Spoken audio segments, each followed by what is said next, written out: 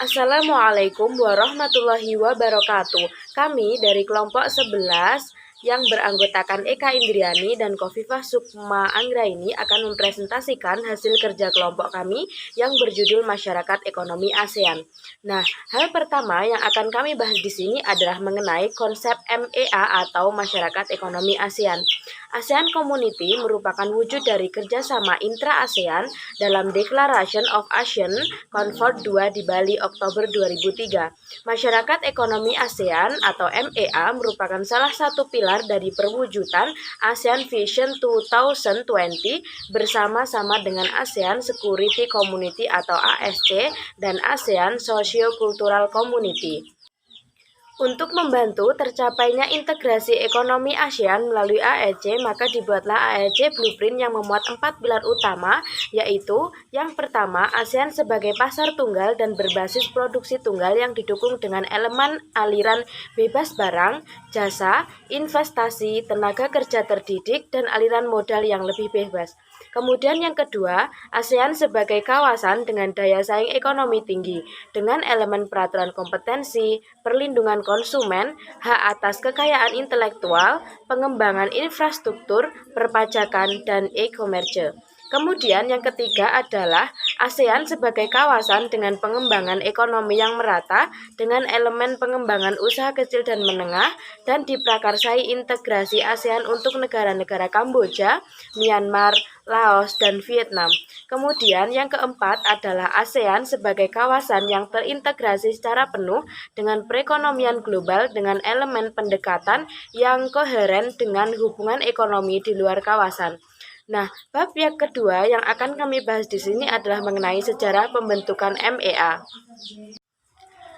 Dalam buku The ASEAN Secretariat 2014 yang dikutip oleh Edi Hardianto DKK, KTT ASEAN di Kuala Lumpur Desember 1997 telah memutuskan untuk menjadikan ASEAN a stable, prosperous, and highly competitive region with equitable economic development and reduce poverty and socio-economic disparities dalam ASEAN Vision 2020.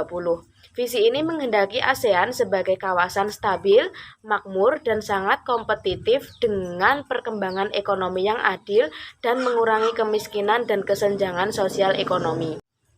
5 tahun kemudian setelah di Kuala Lumpur, bulan Oktober 2003, KTT di Bali menegaskan 3 kerangka dasar mewujudkan masyarakat ASEAN melalui 12 butir ASEAN Security Community, 5 butir ASEAN Economy Community atau Masyarakat Ekonomi ASEAN MEA, serta 6 butir ASEAN Socio-Cultural Community. MEA sendiri merupakan wujud penyatuan ekonomi yang digariskan visi ASEAN 2020 ditandai dengan perdagangan bebas barang dan jasa serta penanaman modal, perkembangan ekonomi berkeadilan dan pengurangan kemiskinan serta kesenjangan sosioekonomi.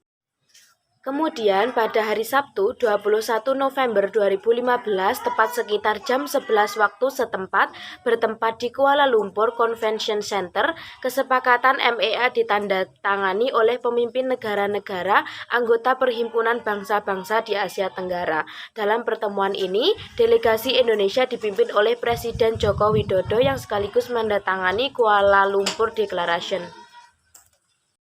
Kemudian, pada subbab ketiga, kami akan membahas mengenai tujuan dan fungsi dari MEA. Tujuan dibentuknya MEA untuk meningkatkan stabilitas perekonomian di kawasan ASEAN, serta diharapkan mampu mengatasi masalah-masalah di bidang ekonomi antar negara ASEAN. Selama hampir 2 dekade, ASEAN terdiri dari hanya 5 negara yaitu Indonesia, Malaysia, Filipina, Singapura, dan Thailand yang pendiriannya pada tahun 1967. Negara-negara Asia Tenggara lainnya yang tergabung dalam waktu yang berbeda yaitu Brunei Darussalam di tahun 1984, kemudian terdapat Vietnam pada tahun 1995, Laos dan Myanmar pada tahun 1997, dan Kamboja pada tahun 1999.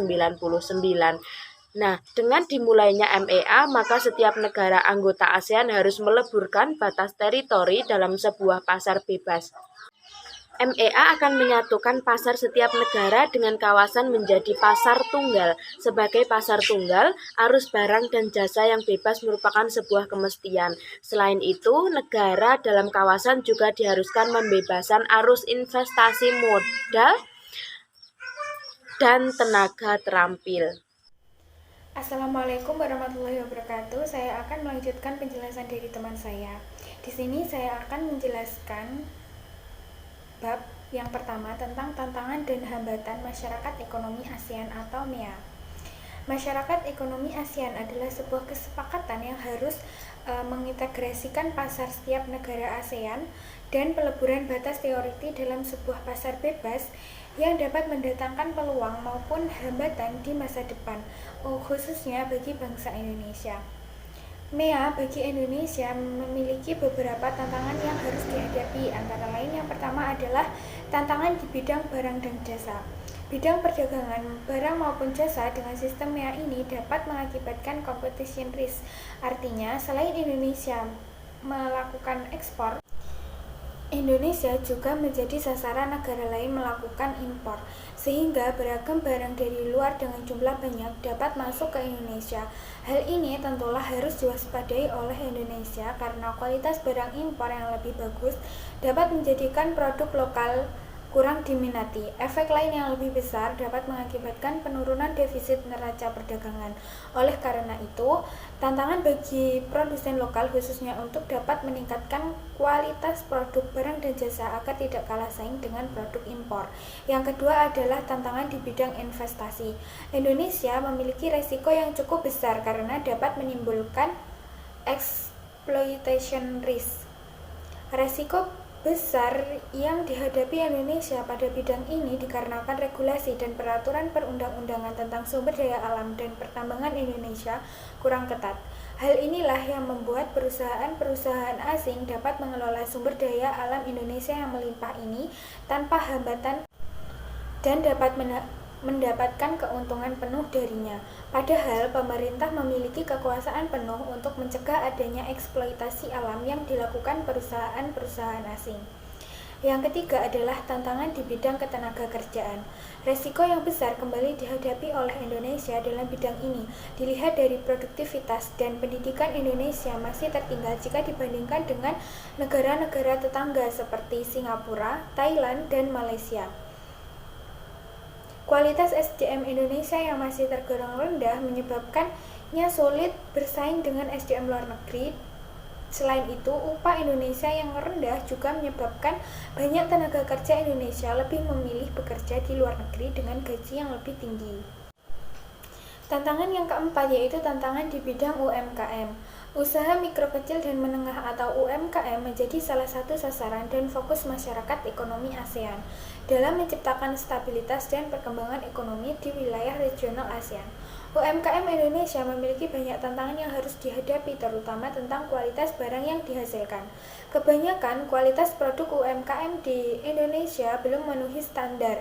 Hal itu disebabkan beberapa faktor. Yang pertama adalah biaya produksi dalam negeri yang sangat mahal sehingga tidak mampu menciptakan efisiensi produk.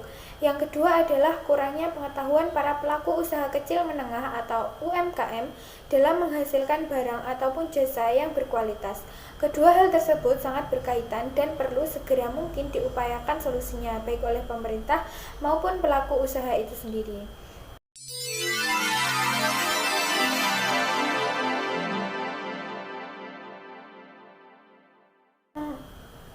Bab yang kedua adalah dampak positif dan negatif MEA bagi Indonesia.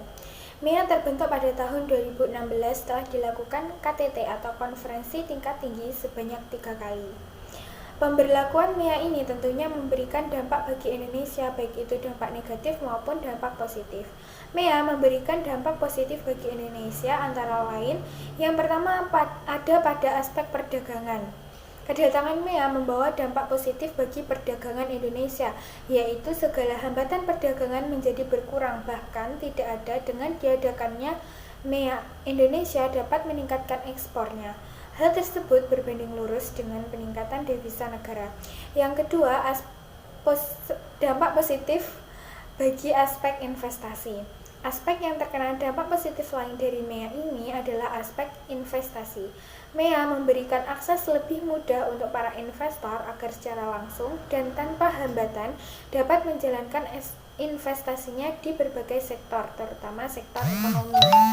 Selain itu, kehadiran MEA menyebabkan semakin luas dan lebarnya peluang wirausaha yang kreatif dan berdaya saing tinggi. Yang ketiga ada pada aspek ketenaga kerjaan. Bidang tenaga kerjaan juga terkena dampak positif dari MEA. Dengan kehadiran MEA, maka masyarakat akan berusaha untuk meningkatkan kualitas serta keterampilan pribadi agar dapat bersaing dengan masyarakat dari negara ASEAN. Masyarakat Indonesia juga dipaksa untuk berpikir lebih terbuka terhadap perubahan sosial budaya yang ada. Sedangkan dampak negatif akibat diberlakukannya MEA bagi Indonesia adalah yang pertama aspek kompetisi. Dampak negatif yang pertama dari MEA adalah meningkatnya kompetisi atau persaingan terhadap produk-produk dalam negeri dan luar negeri. Hal ini terjadi karena berkurangnya hambatan dan tidak ada lagi batasan wilayah terhadap barang dan jasa yang beredar di kawasan Asia Tenggara, sehingga banyak produk impor yang akan ada di pasar lokal. Hal ini akan berdampak pada terancamnya posisi industri lokal karena tidak sedikit dari produk luar negeri yang memiliki kualitas lebih baik dibandingkan dengan produk lokal. Namun harganya tidak terlalu jauh berbeda dengan produk lokal. Yang kedua, aspek eksploitasi.